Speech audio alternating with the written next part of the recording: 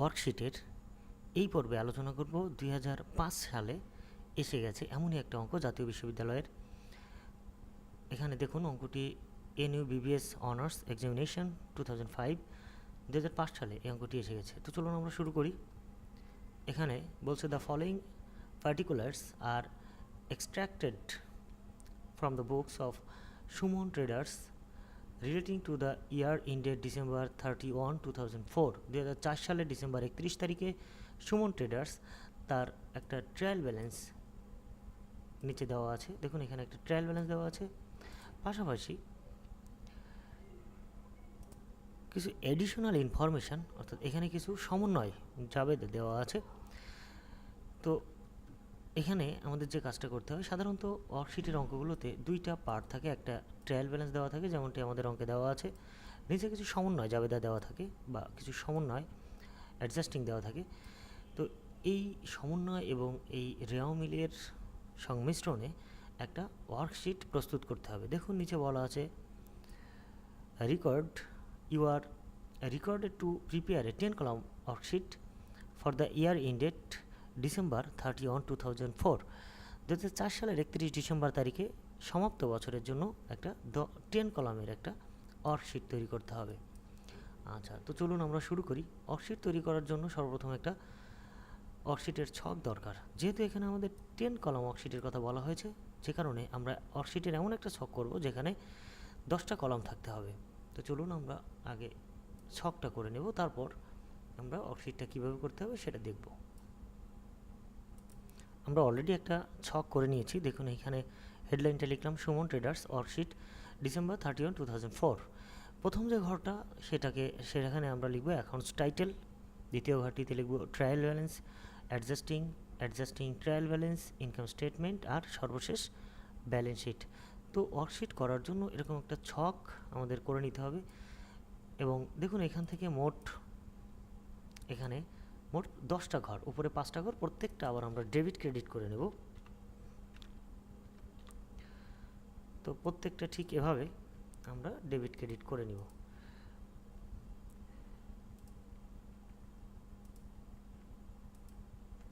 দেখুন 1, 2, 3, 4, 5টা ঘর, প্রত্যেকটা ডেবিট ক্রেডিট করে মোট 10টা ঘর করে নিলাম। যেহেতু এখানে 10টা কলাম, 10 কলামের সমন্বয়ে আমরা ওয়ার্কশিটটা করছি, তাই এটাকে আমরা বলি 10 কলাম ওয়ার্কশিট। আচ্ছা, এবার আমরা যেহেতু আমাদের কলামগুলো করা শেষ, আমরা এখানে দেখব যে কয়টা রো হবে। আমরা অঙ্ক থেকে দেখে আসতে পারি।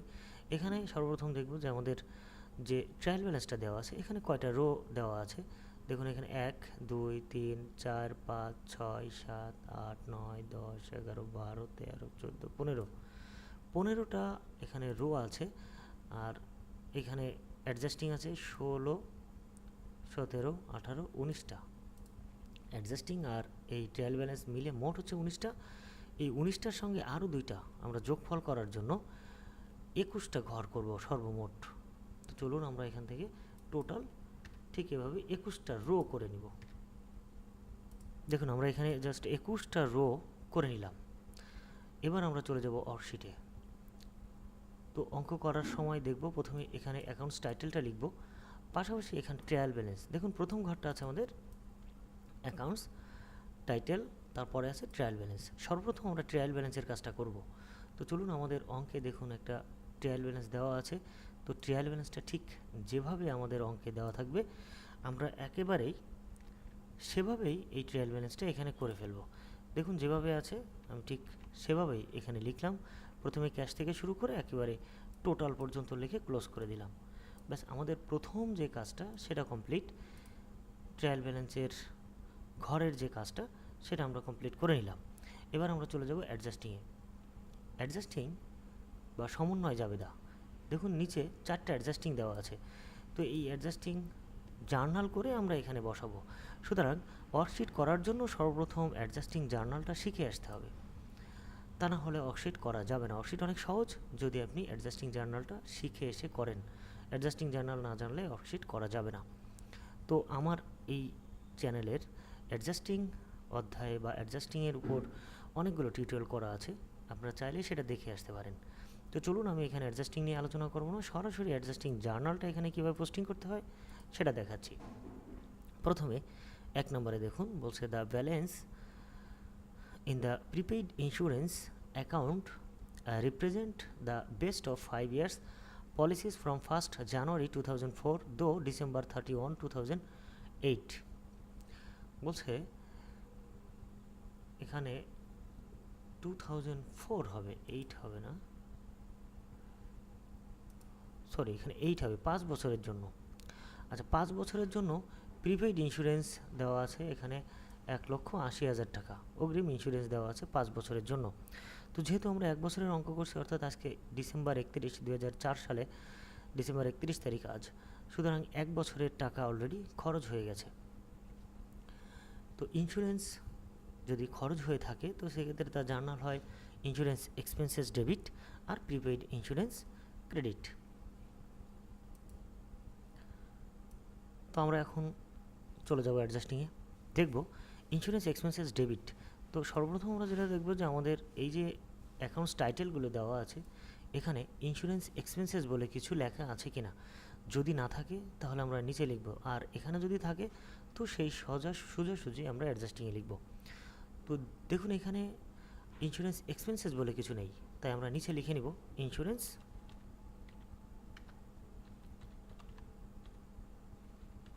Insurance expenses.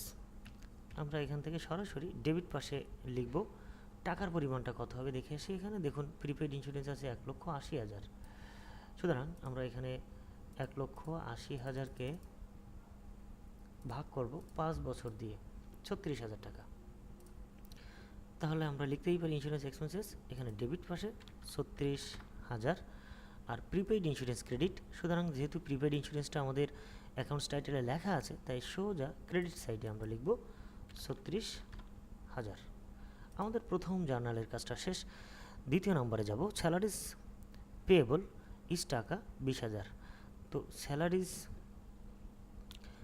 নর্মালি যদি স্যালারিজ এক্সপেন্সেস থাকতো, অ্যাক্রুড স্যালারিজ যদি থাকতো সেক্ষেত্রে আমরা শিখে এসেছি salaries expense debit, salaries payable credit.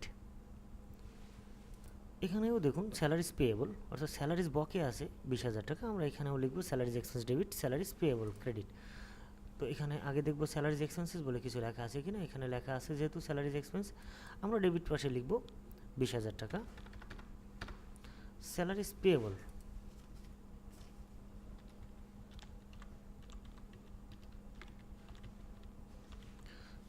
Payable যেহেতু উপরে লেখা নেই আমরা এখানে নিচে লিখে নিব ক্রেডিট পাশে 20,000 টাকা। আচ্ছা তারপরটা দেখব, এখানে depreciation on office equipment 30,000 for the ইয়ার। এই বছর ডেপ্রিসিয়েশন হয়েছে অফিস ইকুইপমেন্টের উপর 30,000। তো ডেপ্রিসিয়েশনের জার্নাল হলো ডেপ্রিসিয়েশন এক্সপেন্সেস ডেবিট আর অ্যাকুমুলেটেড ডেপ্রিসিয়েশন ক্রেডিট। আমরা দেখব এখানে ডেপ্রিসিয়েশন এক্সপেন্সেস বলে কিছু আছে কিনা, যেহেতু নেই আমরা নিচে লিখব depreciation expenses. Depreciation expenses debit পাশে আমরা লিখব 30,000 আর অ্যাকুমুলেটেড ডেপ্রিসিয়েশনটা দেখুন এখানে বলাই আছে অ্যাকুমুলেটেড ডেপ্রিসিয়েশন অফিস ইকুইপমেন্ট, সুতরাং এই সোজা ক্রেডিট সাইডে আমরা লিখব 30,000 টাকা। আচ্ছা এবার চলে যাব পরবর্তী, supplies on hand on 31st December 2004 টাকা 30,000, অর্থাৎ ডিসেম্বর মাসের শেষ দিন 31 তারিখে সাপ্লাইজ হাতে অবশিষ্ট ছিল 30,000। আমরা দেখে নেব যে শুরুতে সাপ্লাইজ ছিল কত। প্রথমে দেখুন 1,20,000 টাকা সাপ্লাইজ ছিল, সেটা অবশেষে বছরের শেষে যেয়ে দেখা গেল আর 30,000 টাকা সাপ্লাইজ আছে। সুতরাং এখন যদি এটা আমরা বিয়োগ করে ফেলি তো দেখুন 90,000 টাকার সাপ্লাইজ খরচ হয়ে গেছে। তো সাপ্লাইজ খরচ হয়ে গেলে তার জার্নালটা হয় সাধারণত সাপ্লাইজ এক্সপেন্স ডেবিট আর সাপ্লাইজ ক্রেডিট। তো সাপ্লাইজ এক্সপেন্স বলে উপরে কিছু লেখা নেই তাই আমরা নিচে লিখব সাপ্লাইজ এক্সপেন্সেস ডেবিট পাশে আমরা লিখব 90,000। শুধু supplies credit supplies on hand credit পাশে আমরা লিখব 90,000। আচ্ছা আর কোনো জার্নাল দেখুন এখানে নেই, আমরা 4টা জার্নাল পেয়েছি এখানে, মানে অ্যাডজাস্টিং পেয়েছি, 4টা অ্যাডজাস্টিং জার্নাল করে এখানে অ্যাডজাস্টিংয়ের ঘরে আমরা ট্রান্সফার করে দিলাম। ব্যাস এবার আমাদের অ্যাডজাস্টিংয়ের কাজটা শেষ, আমরা এখানে টোটাল লিখব।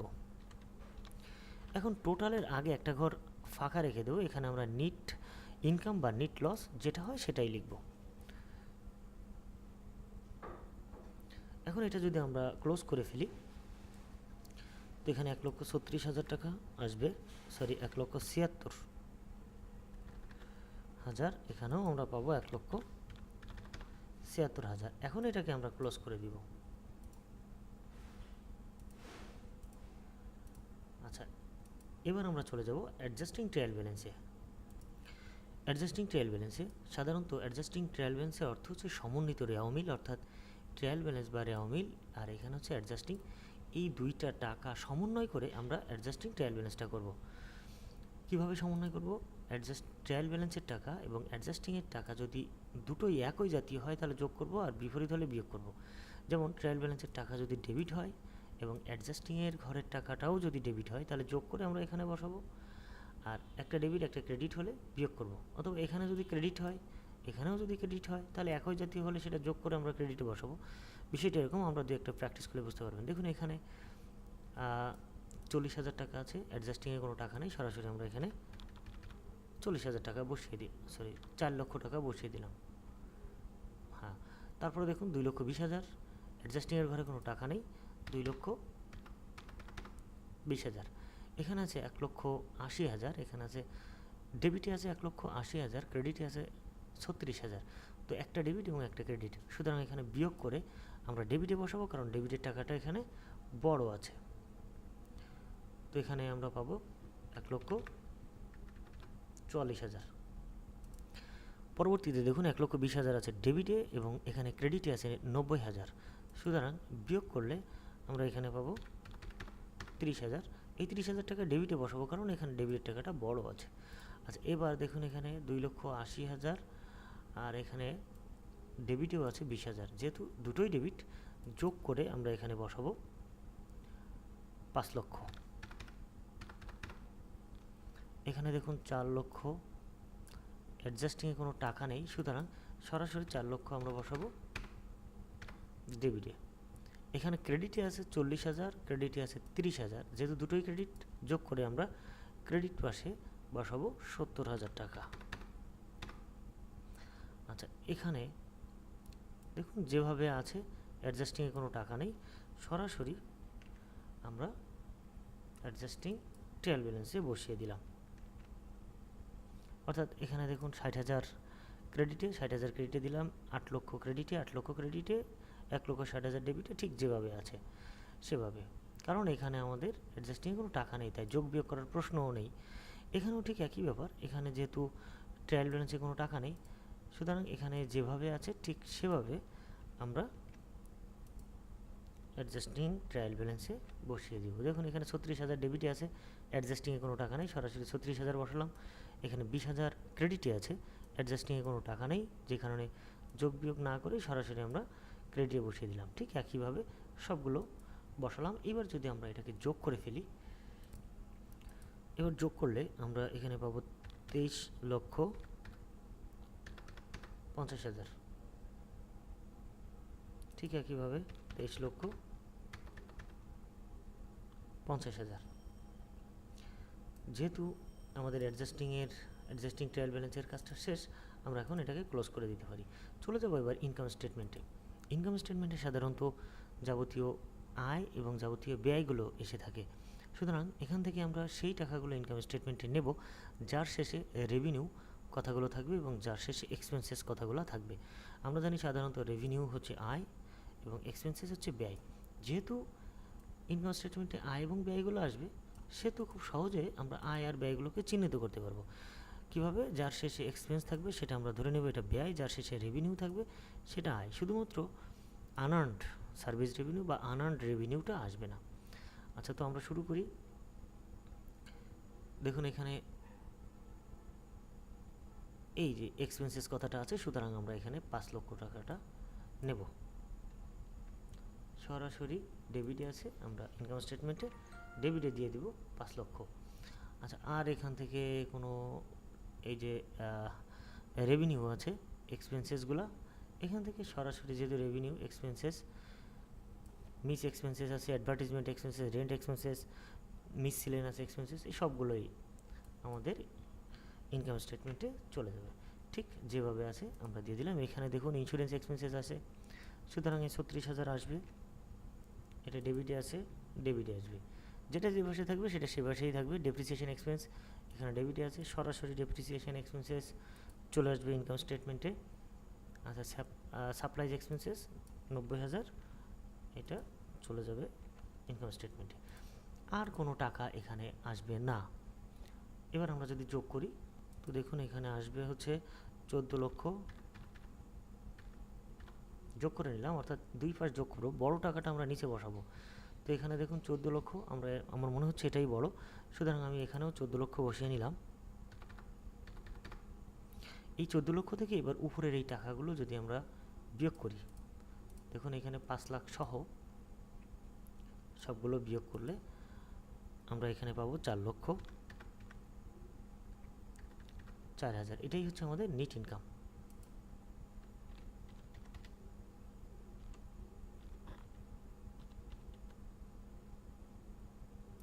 যেহেতু নেট ইনকাম আমরা পেয়ে গেলাম, এটা আমরা ক্লোজ করে দিব।